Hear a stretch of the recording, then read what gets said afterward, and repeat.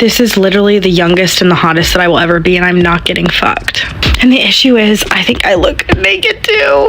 I don't think it's too much to ask to be put through a fucking mattress. No one wants to fuck anymore. Seriously, no one wants to make out, no one wants to flirt, everyone's tired, anxious, and touch-starved. Young men aren't having sex. Nearly a third of men under 30 have not had sex, and a higher percent do not have as much sex as they like. I really need a boyfriend because there are times where I feel desperately lonely and I just want to cuddle. I just wanted to confess something to you guys. I'm so desperate. Like, I'm desperate.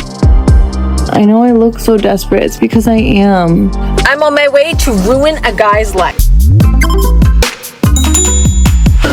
I really need a boyfriend because there are times where I feel desperately lonely and I just want to cuddle.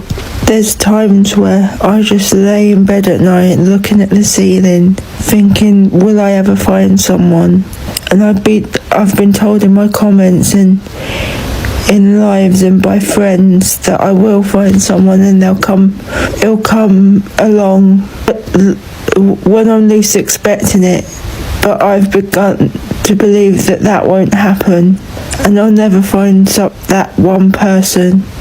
And you know how heartbreaking that is for me to feel like that, because to be loved is something I've always wanted. I don't ask for much, I just want to be loved and I want someone to be able to cuddle me. So I really need a boyfriend. She's saying what a lot of men have been trying to say for years: accountability can't be one-sided. You can't demand emotional maturity, leadership and responsibility from men while refusing self-reflection yourself. Less another one from her. I wanted to confess something to you guys. I'm so desperate. Like, I'm desperate. I know I look so desperate. It's because I am. I'm so desperate. I can't find any guy that will ever want to be with me or hug me or cuddle me or smell me. There's just nobody out there. It's just really hard. You know, everywhere I go, I get ignored and denied and I'm really desperate. Please help. Wanted a wedding, not a husbandess. One of the hardest truths in modern relationships. Too many people love the idea of marriage benefits, but don't want the humility, accountability and effort required to actually maintain one. She's saying, I'm on my way to ruin a guy. Nothing is more mortifying than the fact that I just went to the grocery store and I walked by two cute guys, and both of them I tried to do the thing where I look them dead in the eyes and I'm looking them up and down and smiling, I don't know, and both of them looked like they just saw a freaking ghost and walked even faster. This is why I'm involuntarily celibate. Every comment under her video was talking about how girls were so bad at flirting. In her mind, that's amazing flirting in her mind. She thought she did a great job in her mind. So I'm turning 40 in 6 weeks, and see, the closer I get to it, right, the more feral I feel like I'm becoming. Because I'm single now, but I'm dating myself. I'm working on myself. I'm all about this self-love, and I in no way, shape or form need or want a relationship. I'm also extremely avoidant. I don't trust men. I wouldn't even trust David Attenborough. See, if I met him on the beach and he pointed at a turtle and told me it was endangered, I'd be like, is it really though, David? Is it though? That's where the bar is. But see, at least once a month, usually when I'm ovulating, I get a notion to download dating apps, which feels more like an intrusive thought than a choice. It scares me because I know statistically there's going to be more younger men on the apps than men my age, and I have yet to be trained in the art of cougarism. What would I do? Log on and be like, hey chat, 67 W. No! I either need a nap or for somebody to take my phone off me. Men or women, the I'm going to their house mindset is where things stop being about truth and stop becoming about impulse and consequences. She's saying, all right ladies, let's talk about why men do not court anymore. Let's go. A whole other reason why women are obsessed with Luge. I'm calling him Luge because any content with his name is being taken down en masse on TikTok. Luge is huge. By the way, I find it very interesting that a communist app is suppressing our content at the behest of capitalist billionaires. But I digress. So the other reason why women are just losing their minds over luge is because they've never seen a man with so much privilege and so much going for them give up their entire life for a cause greater than themselves. Like, when was the last time you saw a man that handsome, that tall, that young, that privileged, that smart, that rich? I mean, he was set to inherit $100 million. When was the last time you saw a guy with that profile be a good guy, be selfless, be caring? We are desperate to see selflessness from a privileged man. I've seen women do it, not to that extent. Melinda Gates, Mackenzie Scott, that female billionaire that is making medical school tuition free. But we don't really see men being that selfless, do we? That argument oversimplifies a complex dating shift into blame on women. Courtship didn't disappear because of low standards, it changed because technology, dating apps, and shifting social norms rewired how both men and women engage. It's so hard to find a high value man. What do you mean by that? Like, all I want is a good guy that takes care of me. But there's plenty of good guys out there. What do you mean by take care of you? I don't know, like make me feel safe, take away my stress, take charge for once. Oh, I get it. So a man you could submit to. Ew, what? A man who's bigger and stronger than you? Yeah. A man who can financially support the two of you? Preferably. A man who takes the lead on things? Sure. Right, a man superior to you. Ugh, why are you saying it like that? Like what? Superior, submit, like all these words are disgusting. Just because I'm a woman doesn't mean that men are superior to me. And I'm a strong woman, I don't submit to anyone. But you want to, huh? How can a man lead if you don't want to submit to that lead? How can a man make you feel safe if he isn't physically superior to you? How can a man support you financially and take away your stress if you don't allow him to? You say that you want all of these things, but the moment a man with those qualities comes around, you feel your independence slipping away and you panic. So how about you submit for once and let one of those good men give you what you want? I'll never submit, and you'll never find a man. The idea that women must fix the dating market by behaving a certain way puts all responsibility on one side of a two-sided dynamic. If a man only behaves well when externally controlled, that's not accountability, that's character being outsourced. I've been obsessed with the idea of being a feral woman. To me, that is being free, doing whatever you want. Stop catering to the male gaze, decentering men, learning how to live truly for you.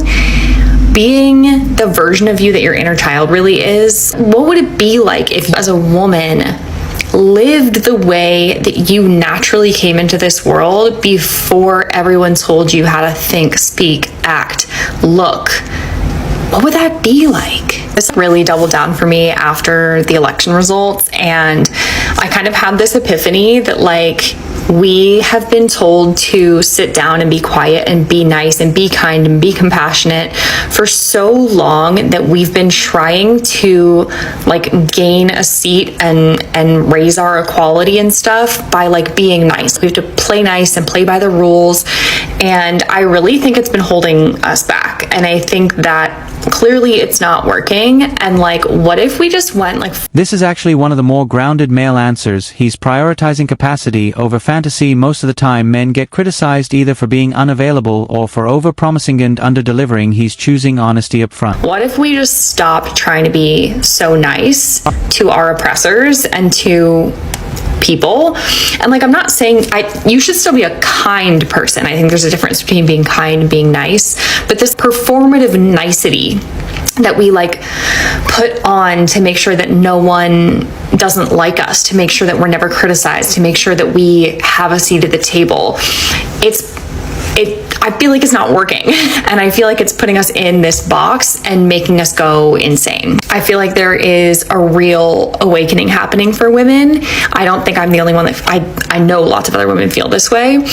And I think it's going to be so beautiful when we actually stop trying to fit into what society has created for us and actually be true to ourselves and live freely and fully and express who we are and make friends with our rage and use it to fight for what we deserve. Argument collapses into generalizations. Men don't listen, men don't care, men don't learn. But real relationships don't break down along gender monologues. They break down when both people fail to communicate, adapt, or meet each other's standards consistently. Anyway, that's enough for today. Subscribe, hit the notification bell, like, share, and stay tuned for. Why are there so many single women out here that are struggling to find a man? Well, I'm going to tell you the reason, but you're not going to like the answer. Now, this may not apply to you, so don't take offense. But if you do, maybe you need to reflect why it makes you offended. Honestly, a lot of women treat men like trash. A lot of women take men for granted.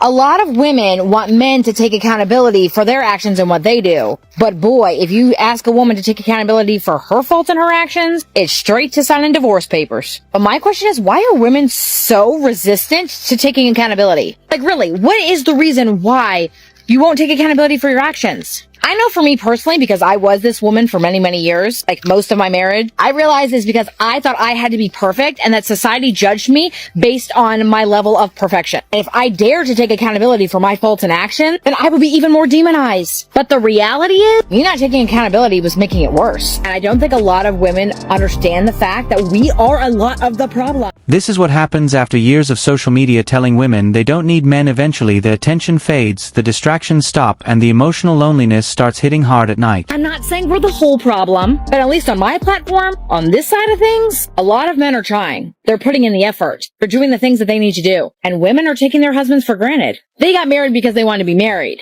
not because they wanted to be a wife. So you single ladies struggling to find a man, most men are not even wanting to get married anymore because they've dealt with bad relationship after bad relationship, women taking them for granted and treating them like trash. And honestly, I can't blame them. If you put all the effort in for a year, didn't get anything back, you wouldn't tolerate that either. So why are we expecting men to just sit down, shut up, and take it? You would advise every one of your girlfriends, girl, don't take that from him. Why should he take that from you? And honestly, I truly believe that lack of accountability is one of the number one reasons why marriages are failing. We refuse to take ownership of the things that we need to take ownership for. I can promise you, if you take accountability for your actions and work really hard to fix them, your marriage can look completely different. Because y'all, that's where I'm sitting right now. Problem is, you just gotta swallow your pride, do what it takes to make a change. A lot of women mocked male loneliness for years, but now the same isolation is hitting the man. Suddenly, its acris's attention from social media was never the same thing as genuine desire or commitment. Nothing is more. I'm on my way to ruin a guy's life. This is a guy I was seeing maybe about 9 months ago.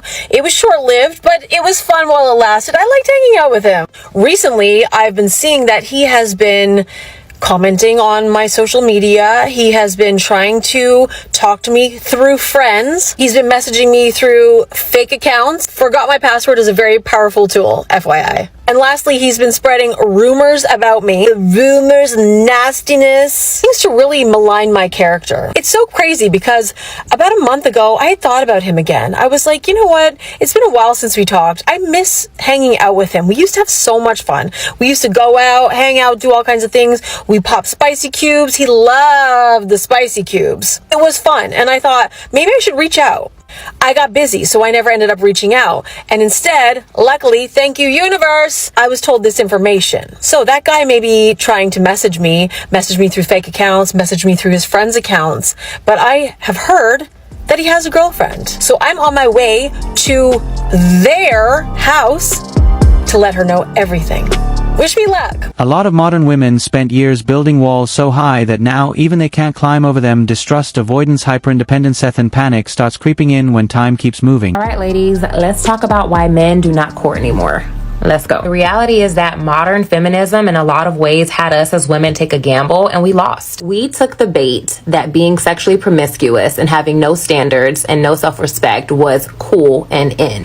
We decided that we would give men access to our bodies and our time and our energy without them having to put in any effort. We have allowed men to do the bare minimum for so long, and we still give them benefits that they don't deserve. And so now men are following suit, and we are confused as to why this is happening. It's okay to want a man to lead and to court you, but you have to understand that we collectively as women set the tone. So if the tone of the dating market is that all women are easy now and that men can pretty much get whatever they want and do whatever they want and still get access to us, then that's what the majority of men are going to. Interesting how women suddenly admire good men when the man is tall, handsome, wealthy, and high status. First, a regular hard-working guy being loyal and selfless rarely gets this level of obsession or praise. Let's look into this one. There are plenty of men who are good men who love women and respect women and honor women. But even those men, if they are single and there are women out there that are throwing it at them, they're gonna catch it. So just ask yourself, what kind of woman are you? And are you contributing to the problem? Are you the kind of woman who is allowing men to be low vibrational and contributing to this idea that all women have low standards and that men can do the bare minimum and get away with it? Or are you a woman who's leading by example and challenging other women around you to do the same by operating from a place of self-dignity, self-respect, values, standards, strong boundaries, a woman who knows her worth? Before we start whining and complaining about what they aren't doing, let's take a look at what it is that we are doing. Wanting traditional masculine leadership while rejecting any form of femininity, cooperation, or followership just creates constant friction with good men. Oh, I think you're very attractive. Thank you. And I wanted to ask you you're single. I am single. You are single? Yes. Why is that? Yeah, why? Because I'm just focusing on work right now. So you wouldn't have time to put a lady in your life? Not the way I would want to. What's that way? What's the way you want to? I would want to be able to make her a priority. I don't think I can do that right now. So you're not scared of like missing out on the right girl? Let's say you meet me today and you think I'm the right girl, and you're not gonna talk to me because you don't have a lot of time like to meet me. So you're not gonna talk to me at all? Well, if you're the right girl, but I treat you wrong because I don't necessarily have the time to devote to you that I wanted to, then I don't think I would do either of us a good service. That sounds pretty good. Usually guys are not like that. They kind of lie and they kind of act like, oh no, I have time for you. And then once they get what they want, they just kind of like disappear. Yeah, I just wouldn't get involved. I don't think I'd be able to. How old are you? I'm 29. You have kids? Nope. You want kids? I don't know. You don't know? Okay, that's... This Durenta men talk still revolves entirely around men. If you were truly free and fulfill the wouldn't need to constantly announce rebellion against male attention, leadership, or approval in the first place. Okay, so I'm sure by now most of you have seen this study. Young men aren't having sex. Nearly a third of men under 30 have not had sex, and a higher percent do not have as much sex as they like.